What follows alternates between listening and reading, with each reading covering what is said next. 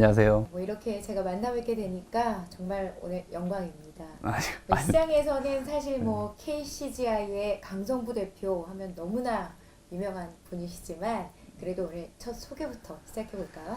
반갑습니다. 저는 KCGI의 강성부 대표입니다. 저는 뭐 지금 KCGI라는 PEF 펀드의 대표이사를 맡고 있고요. 원래 출발은 제 증권사 뭐 대우증권, 동양증권, 신한금융투자에서 리서치 센터에서 채권 분석, 신용 분석하는 애널리스트였습니다. 그래서 이제 크레딧 애널리스트라고 부르는데 뭐 정확하게 뭐 얘기하면 기업의 부도 확률을 계산하고 또 그걸 이제 투자자들한테 참고하게끔 만드는 그런 역할을 했습니다. 그래서 사실 그런 분석을 하다 보니까 자연스럽게 저도 모르게 기업 신용도를 좌우하는 데서 우리나라처럼 기업 집단으로 그룹의 형태로 기업이 운용되는 나라에서는 특히 기업의 지배구조 분석이 중요하다라는 사실을 깨닫고 사실 2005년부터 지배구조 관련 책자를 쓰게 됐습니다. 그래서 그렇게 해서 13년을 매년 지배구조 관련 책을 썼고요. 그게 또 유명해져서 지금 뭐 이렇게 지금의 길에 오게 됐고 또 지배구조에 그러니까 저한테는 어떻게 보면 인생의 뭐 미션처럼 돼버렸습니다. 네. 예. 사실 채권 애널리스트에서 PF 대표 사실은 뭐 이력 자체가 그렇게 뭐 아주 평범한 이력은 아닌 것 같거든요. 이렇게 M&A 시장에 뛰어들게 된 계기가 있을까요?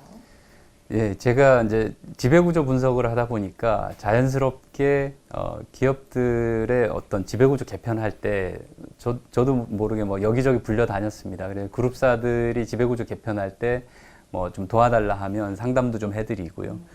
그런 사례들이 꽤 있었고 그러다 보니까 뭐 대기업 뭐 집단의 경영진들 또는 뭐 그 대주주들하고도 좀 가까워진 부분들도 있고 또 그들의 고민에 대해서 누구보다 많이 고민을 하게 되었던 것 같습니다. 또 한 가지는 채권 애널리스트라고 하지만 보통 2000년대 중반에는 각종 뭐 대우건설부터 많은 M&A들이 있었는데 그런 M&A 과정에서 풋옵션이 꼭 들어갑니다. 그래서 그 풋옵션은 형식은 에쿼티지만 그 실질적인 내용은 픽스 인컴이기 때문에 그 픽스 인컴의 신용도, 부도 확률이 어떻게 되느냐를 분석하는 것이 굉장히 중요했고요. 그런 것들을 분석하다 보니까 자연스럽게 M&A 관련된 부분에 공부를 하게 됐고 또 그런 딜들을 분석을 하면서 자연스럽게 PF 업계로 뛰어들게 된 게 아닌가 싶습니다. 그렇군요. 이 PF 대표이사로서도 많은 성과와 화력이 있었잖아요. 조금 소개 좀 해주시죠.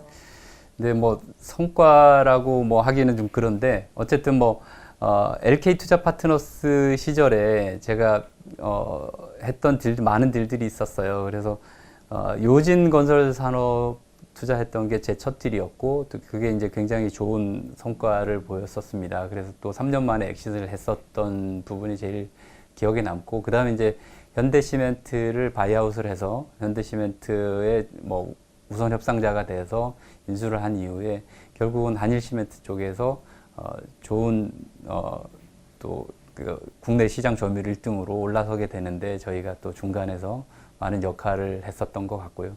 뭐 기타 등등 많은 딜들이 있었는데 뭐 항상 잘된 딜만 있는 게 아니라 안 된 딜도 있고요. 뭐 다양한 딜들이 있었습니다. 그 LK 시절이 그랬었고 KCGI로 이제 지금 오게 된 거는 작년 7월이었습니다. 그래서 지금 KCGI로 그 제가 창업을 해서 하게 된 지가 이제 1년이 간 넘었는데 그 사이에 많은 일들이 있었고 지금 뭐 또 언론에 너무 많이 보도가 되다 보니까 굉장히 뭐 저한테는 또 부담스러운 내용 중에 하나가 맨날 강성부 펀드라고 이름을 부르는데 저희는 사실 그 공식 이름이 그렇지도 않고 저 혼자서 만든 것도 아니고 저희 동료들과 또 임직원들 많은 분들이 노력해줬고 특히 이제 LP 투자자들도 또 많이 노력해 주셔서 많이 도와주셔서 저희가 만들어진 건데 괜히 뭐 저 혼자서 제 이름만 걸리는 것이 혼자서 뭔가를 가로채는 것 같아서 좀 저는 별로 좋아하지 않는 이름인데 어쨌든 그 펀드로 한진그룹의 이제 한진칼 지분을 저희가 16% 조금 안 되게 가지고 있고 그 다음에 주한진 지분 10% 조금 넘게 가지고 있습니다. 그리고 저희가 이노와이어리스라는 회사에 시비하고 기존 구주하고 또 시장에서 일부 매입해서 저희가 30% 이상 지분 가져가게끔 하는 그런 대주주 역할을 저희와 그 헬리오스라는 PEF가 공동으로 지금 보유를 하고 있는 상황입니다. 아, 그렇군요. 뭐 이제 네. KCG로 넘어오는 이야기까지 이제 해주셨는데 사실은 이 KCG 창업을 왜 하게 되셨는지 정말 네. 잘 하고 계셨잖아요. 이전 네. PF에서도. 제가 생각한 거는 좀 큰 그림 자체가 우리나라 기업들이 코리아 디스카운트 현상, 지배구조가 좀 후진적이어서 저평가된 기업들이 좀 많다고 봅니다. 그래서 그런 기업들을 좀 지배구조 개선하면서 하게 되면 주가도 올라가고 또 주주들 입장에서는 그래서 좋을 수 있는 부분들도 있고 또 사회 전체적으로는 우리나라 코리아 디스카운트 현상이 좀 개선이 되면 그만큼의 또 천만 개미 투자자들 입장에서는 행복한 거기 때문에 좋지 않을까, 사회에 약간 기여할 수 있는 부분이 있지 않을까라는 생각이 들었고요. 단순히 그냥 액티비즘으로 채찍만 든다고 하면 그거 자체는 또 옳지 않다고 생각합니다. 그래서 기업이 만들어진, 기업 집단이 만들어진 또 환경이 있고 역사가 있고 그런 부분인데요. 그래서 그런 부분들을 좀 이해를 하면서 그분들한테 일종의 탈출구를 만들어주는 것도 저희 역할이라고 생각합니다.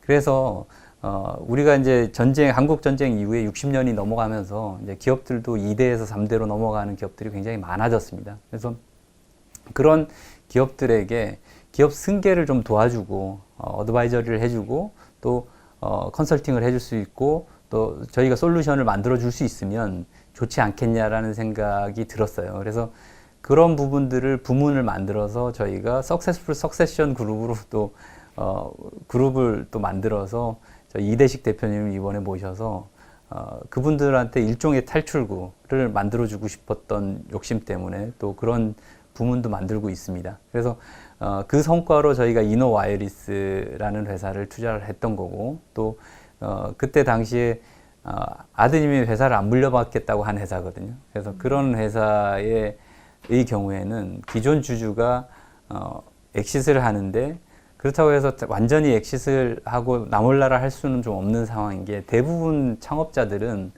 뭐 20년이고 30년이고 그 기업에 많은 공을 쏟습니다. 그래서 아들하고는 하루에 1시간 대화하기도 힘들지만 회사에는 하루에 12시간씩 정성을 쏟는데 그러면 자기 친아들보다 더 어떻게 보면 애정을 많이 들인 자기 아들 같은 기업인데 그 회사를 판다고 하면 정말 가슴 아프거든요. 그래서 대부분 못 파는 경우가 많습니다. 그래서 못 팔다가 마지막에 가서 답이 없이 상속세 문제도 해결 못 한다든지 아니면 뭐 후계자를 찾지 못해서 일본의 많은 기업들이 그렇게 해서 후계자를 찾지 못해서 그 기업이 파산을 기업 청산을 하거나 파산을 하는 경우가 3분의 2라고 하지 않습니까?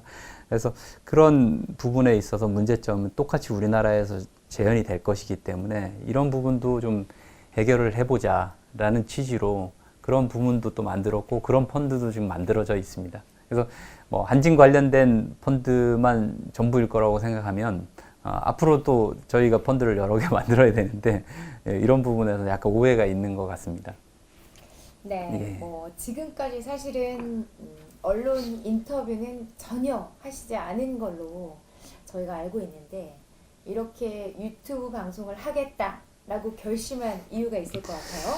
네, 제가 사실 언론 인터뷰를 전혀 안 한 건 아닙니다. 뭐 음식물 쓰레기 버리러 가다가 갑자기 뻗치기 들어온 기자한테 이렇게 네 아니요 짧게 대답했던 적도 있고 뭐 택배 기사인 줄 알고 전화 받았다가 이렇게 된 적도 있고 한데 이제 공식적인 인터뷰는 제가 좀 거절을 많이 했었습니다. 많은 뭐 지상파 또는 뭐 종편 이런 데서 출연도 요청을 했었고 또 신문들도 많이 출연 뭐 인터뷰 제의를 했었는데 사실은 이제 그런 제의를 제가 그 거절을 했었던 이유는 특정 언론만 출연하는 것이 나머지 언론사한테 좀 속상하게 만드는 부분도 있을 수 있고요. 또 그렇다고 해서 여러 언론사들을 제가 다 뭐 방송인도 아닌데 출연하기도 좀 그렇고요.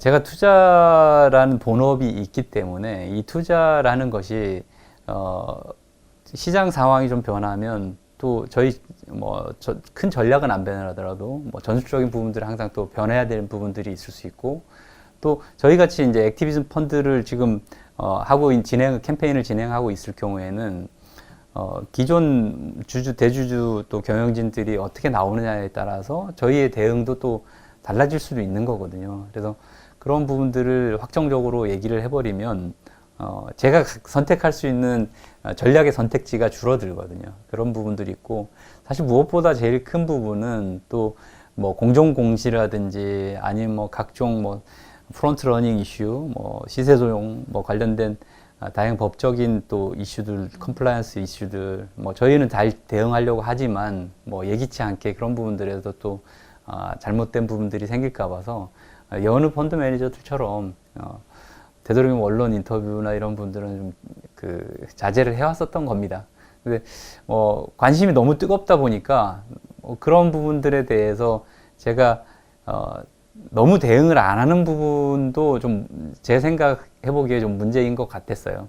그래서 사실 제가 전혀 대응을 안 하려고 했던 건 아니고, 보도 자료를 통해서 저희 입장을 좀 정제돼서 표출을 하려고 애를 썼던 겁니다.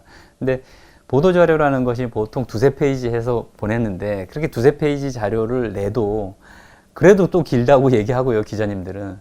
그조차도 자기들이 보고 싶은 부분들만 보도하는 경우가 또 많았었습니다. 그래서 이런 부분들을 좀 저희가 얘기하고 싶은 어떤 진심, 사실은 이제 기업 가치를 개선시키고 하는 부분들이, 주주 가치를 개선시키고 이런 본질적인 얘기들은 빼고 오로지 싸움 구경에만 집중하는 부분들이 있어서 사실 그게 인지상정이긴 한데요.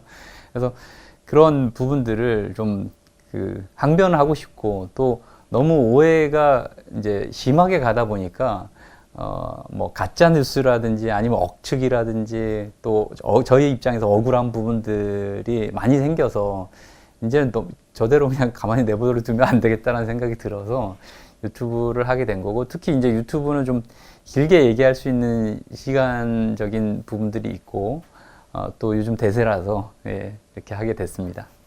그렇군요. 그래도 네. 사실 특별히 지금 시점에 방송을 시작하게 된 배경에 대해서는 조금 더 많이 궁금하실 것 같거든요.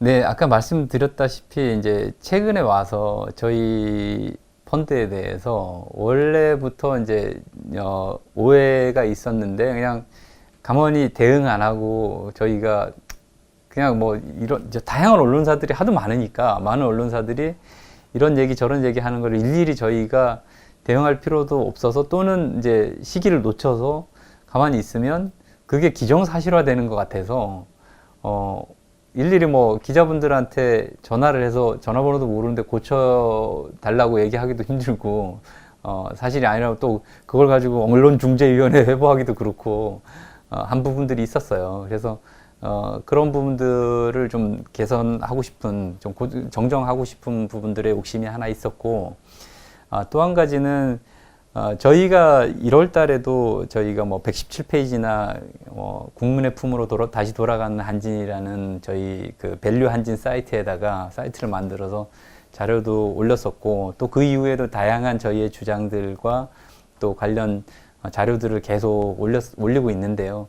사실 이제 별로 사람들이 보지 않는 것 같아요. 보지 않는 것 같고, 또 그런 부분들이 기존 경영진들이 뭐 사실상 거의 뭐 받아들여지지 않는 상황인 것 같고, 그분들이 연초에 약속했던 부분조차도 지금 전혀 지켜지지 않는 상황인 것 같아서, 또 우리 지킬 의지도 별로 없는 것 같고, 저희랑 대화하고 싶은 의지도 없는 것 같고, 또 그런 와중에 뭐 회사의 지금 상황, 위기 상황이라고 저는 판단하는데, 그런 부분들에 대한 어떤 인식과 과거에 대한 스스로의 반성과 이런 거보다는 오히려 자아자찬하려고 하고, 예전에 어떤 외형 지상주의 뭐라고까지 얘기하기 좀 그런데 외형 중시의 경영을 여전히 반복하고 있는 것 같다는 생각이 들고, 그래서 이런 부분에서 저희가 어떤 뭐 주장을 한다고 해서 꼭 회사가 경영진이 그걸 받아들여야 될 의무는 없습니다. 법적인 또 강제 조항도 없고요.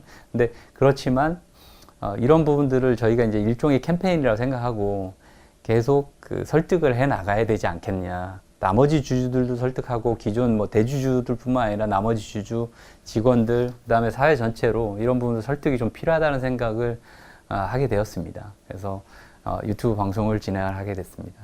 네.